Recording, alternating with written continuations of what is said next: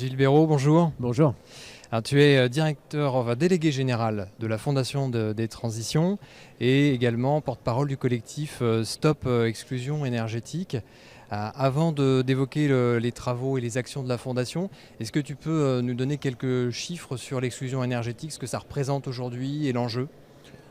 L'exclusion énergétique, c'est 12 millions de personnes. C'est-à-dire qu'il y a 12 millions de personnes en France qui ont froid ou la sensation de froid, mais en tout cas, la question énergétique pose un problème, c'est-à-dire qu'on a trop chaud ou trop froid et on n'a pas les moyens d'avoir des conditions de vie acceptables, agréables, bonnes pour la santé. Alors, parmi ceux-là, évidemment, certains sont en plus grande difficulté. Il y en a à peu près 7 millions en grande difficulté et environ 3 millions en très très grande difficulté. Là, on parle des passoires énergétiques, c'est-à-dire qu'on a ou pas ou très très peu de chauffage, ou alors on se regroupe dans certaines pièces l'hiver, on utilise ce qu'on appelle un grille-pain, vous savez, ces vieux radiateurs électriques, ou alors une espèce de petit poêle à fioul là, qui dégage beaucoup de CO et de CO2. Ouais. Donc on est à la fois sur une catastrophe écologique et aussi sociale pour les plus précaires, et sur un sujet majeur, puisque la priorité, c'est de dépenser moins d'énergie, et la question des passoires énergétiques, chez les plus pauvres comme chez les autres, est un gros sujet, parce qu'on est sur des émissions de carbone qu'on sait combattre. Il y a des choses plus compliquées, mais là, on sait agir. Et le pont entre la Fondation des Transitions et puis le collectif Stop à l'exclusion, quel est-il ? Alors, la Fondation des Transitions est un think tank, c'est-à-dire que la Fondation des Transitions, son job, c'est les scénarios de changement d'échelle. Comment on passe dans le développement durable de cette démarche où on cherchait la bonne pratique, le bon exemple. Les plus vieux se rappellent du quartier Betzen que tout le monde allait visiter, ou alors Jean-François Caron dans le bassin minier. Enfin, non, la question aujourd'hui, c'est comment on change d'échelle, comment on massifie. Parce que, si vous voulez, le problème des grands enjeux environnementaux et sociétaux, c'est qu'on prend la courbe de l'évolution négative des choses et on prend la courbe des actions. La courbe des actions, elle est formidable parce qu'on est passé de presque rien à beaucoup, mais c'est totalement insuffisant. Il faut absolument combattre la courbe majeure de l'évolution forte du carbone, de la pauvreté, etc. C'est pour ça qu'on s'intéresse autant aux 3.0 portés par Convergence et Acted. C'est parce qu'il faut absolument croiser tout ça. Et donc, le travail de la Fondation des Transitions, qui est multi-acteurs, entreprises, collectivités, ONG, chercheurs et tout ça, c'est d'inventer les scénarios qui nous permettent de changement d'échelle. Un des sujets qui s'est imposé, c'est justement celui de la précarité énergétique. Donc, on a travaillé ensemble, on a réuni un collectif pour élaborer un scénario. On a appelé Sortir 1 million de personnes de la précarité énergétique, qui a été la première version maintenant il y a 2 ans, en 2019. Et la dynamique a été tellement forte que les acteurs qu'on avait réunis à cette occasion-là ont décidé de se regrouper, de créer une association qui existe depuis fin 2020 et qui maintenant vit complètement sa vie, toujours soutenue par notre fondation, mais qui vit sa vie pour porter des projets, parce qu'à partir d'un scénario dont on aura la V2 dans quelques jours, elle sera présentée au ministère le 10 novembre, à partir de ce scénario-là, il y a des projets. Et donc certains projets sont portés par Stop Exclusion Énergétique. On a lancé un fonds avec Emmanuel Béard pour financer le reste à charge chez les plus pauvres, chez les plus précaires. On a lancé une expérimentation pour créer un nouveau métier, les ensembliers solidaires, ces gens qui ont multi-compétences sociales, techniques, bâtiments, environnement, finances, etc. On lance une action aussi avec Unicité pour mettre 1000 services civiques au service de l'identification. Voilà, la question, c'est prendre des projets de grande échelle et on les met en œuvre avec, encore une fois, l'ensemble de nos membres. Et la mise en œuvre opérationnelle, elle est déjà effective, ou là c'était se mettre en ordre de marche pour ensuite accueillir les publics ? Alors, on est déjà en action. Donc, si on est dans la refonte actuellement de notre scénario, donc qui sera présenté dans le cadre de nos trophées, enfin le jour de la remise des prix des trophées, mais surtout qui est la journée nationale contre la précarité énergétique qu'on monte avec la Fondation Abbé Pierre et d'autres. On est en train de refondre ça. Mais déjà, il y a des projets. Le fonds a été porté. On a fait un spot avec Emmanuel Béard qu'on a vu sur TF1, France 2, France 3, France 4, Canal, M6, etc. Donc ce fonds existe, il est déjà opérationnel. Les ensembliers solidaires, ils sont déjà là. Les 10 premiers sont recrutés. Ils commencent à travailler en mois de septembre. Il va y avoir 25 chantiers exemplaires qui vont nous permettre de nous inspirer pour monter tout ça. Qu'est-ce qu'on a fait ? On a organisé des trophées. L'année dernière, on a déjà valorisé une trentaine de réalisations en France qui toutes ont à la fois un intérêt extrêmement local dans un territoire, mais un potentiel de diffusion au niveau national. D'accord. Donc voilà, non, on est en train de travailler. On a ce sentiment évidemment d'une dynamique incroyable parce que des sujets où à la fois on est en multi-bénéfices, encore une fois social, environnemental, etc. Il n'y en a quand même pas beaucoup, mais en même temps on a tellement ce sentiment que il faut aller plus vite, il y a une urgence. On est en septembre, il fait beau, il fait chaud, c'est convergence. Oui, mais dans quelques semaines, on va commencer à avoir froid. Ouais. Et tous ces gens qui sont là dans des mauvaises conditions, souvent qu'on ne connaît pas, il faut absolument qu'on les identifie, qu'on les accompagne, qu'on les convainc de faire des travaux. D'autant que c'est des sujets sur lesquels il y a des financements possibles. Donc c'est une problématique qui est multiple, c'est-à-dire que c'est un ensemble de solutions qui permet d'agir. J'imagine qu'elles sont très nombreuses, mais si on en citait une ou deux principales, ce seraient lesquelles? Alors, c'est une chaîne. La première chose, c'est l'identification. Une fois qu'on a identifié les gens, il faut identifier les besoins. Donc ça, c'est une compétence technique. On va dans un endroit. C'est un savoir-faire. N'importe qui ne sait pas forcément que tel problème, les questions d'humidité, de sang, c'est un audit. Et ensuite, à partir de l'audit de la situation, il faut voir quels travaux peuvent être faits, combien ça coûte, aller chercher les budgets. Voilà. Donc je vais vous citer un exemple, c'est une famille qu'on a d'ailleurs visité assez récemment parce qu'on avait emmené la ministre Emmanuelle Béard et une partie de notre groupe visiter le premier chantier fini, c'est une famille près de Compiègne. C'est des gens handicapés tous les deux, jeunes retraités. La chaudière était tombée en panne il y a 5-6 ans. Il faut quand même situer la situation. Elle a d'énormes problèmes de santé. Vous avez une salle de bain qui est en très mauvais état et qu'en plus, un tableau électrique avec des fils qui sortent dans la salle de bain. De l'humidité, des champignons, mais au point qu'ils ne peuvent pas recevoir leurs petits-enfants. Les petits-enfants n'ont pas le droit de venir parce que le logement de ces gens n'est pas en assez bon état. Après 1 an et demi de développement du projet, grâce à une association qui s'appelle EcoHabitat et le soutien du Secours catholique, ont été réunis les fonds. Les travaux eux-mêmes ont duré 6 semaines, donc un temps relativement court.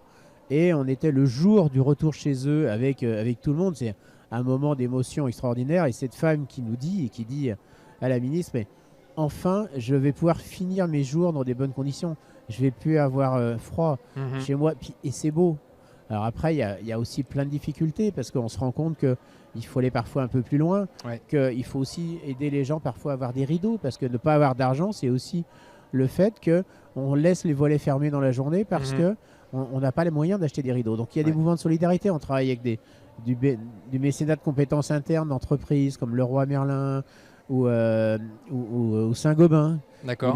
Chez Saint-Gobain, chaque salarié a le droit à 1 ou 2 jours par an pour faire du mécénat de compétences au service de la rénovation. Donc ça intègre l'énergie, mais plus globalement, santé, qualité de vie. Parce que je vais vous donner un chiffre. Le coût du mal logement, enfin de la précarité énergétique des plus grands précaires pour la Sécu, 700 millions. Ça coûte 700 millions par an. Pourquoi? Les enfants sont plus malades que les autres.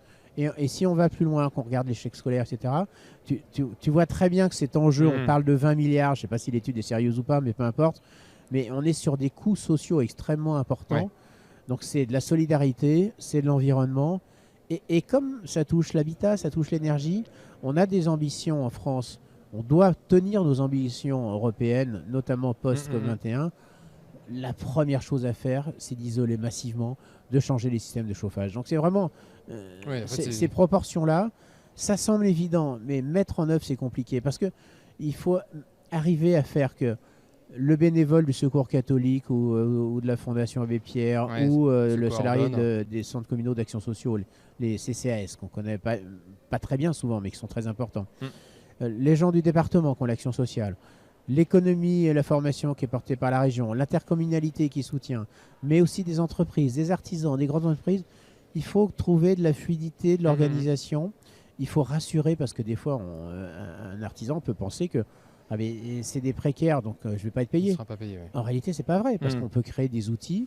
Au contraire, on peut sécuriser encore plus que vis-à-vis d'autres. Donc il faut organiser tout ça. C'est ce qu'on fait dans Stop Exclusion énergétique. C'est fondamentalement, on partage déjà le savoir-faire, on trouve ensemble des ressorts de changement d'échelle et surtout on agit parce qu'il n'y a effectivement que ça qui nous obsède. On ne cherche pas à faire du plaidoyer, des gens font ça extrêmement bien, c'est important de le faire et la ministre l'a rappelé hier, mais nous on est là, on travaille ensemble, on se met autour de la table et on trouve des solutions.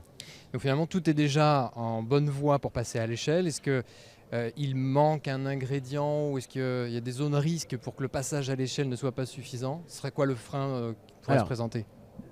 Pour l'instant, il y a une difficulté enfin on a plusieurs difficultés. On a une difficulté, c'est que les efforts qui ont été faits de simplification pour l'attribution des aides, évidemment maintenant tout le monde connaît la prime Rénov', sont extrêmement importants, mais on peut faire encore mieux. Je ne crois pas forcément au guichet unique. On est un grand fantasme, ce qui fait qu'il y aurait un guichet unique. Non, j'y crois pas, je pense qu'on n'y arrivera jamais. Si on attend d'être prêt, on n'y arrivera pas. Par contre, on peut peut-être rendre un peu interopérable les choses. C'est-à-dire peut-être qu'on pourrait imaginer que, intercommunalité, département, région, le dossier soit déjà quasiment le même. Il suffit de dupliquer. Donc là, il y a une vraie simplification à avoir. Et ensuite, on a une vraie difficulté qui est trouver des gens pour faire. Ah oui, dans la mise en œuvre sur le terrain. Il faut être agréé, donc il y a un label qui existe, le label RGE. Donc il faut que les artisans se forment. C'est pas facile pour des artisans de se former parce que quand vous avez un bon plombier chauffagiste, prendre une semaine pour aller se former, ça coûte très cher. Donc c'est un choix et c'est difficile à faire. Mais globalement, on manque d'artisans dans le bâtiment. Donc c'est pour ça qu'on travaille aussi avec les compagnons bâtisseurs qui sont eux-mêmes amènent les gens à faire une partie de la réhabilitation. On appelle ça l'auto-réhabilitation accompagnée.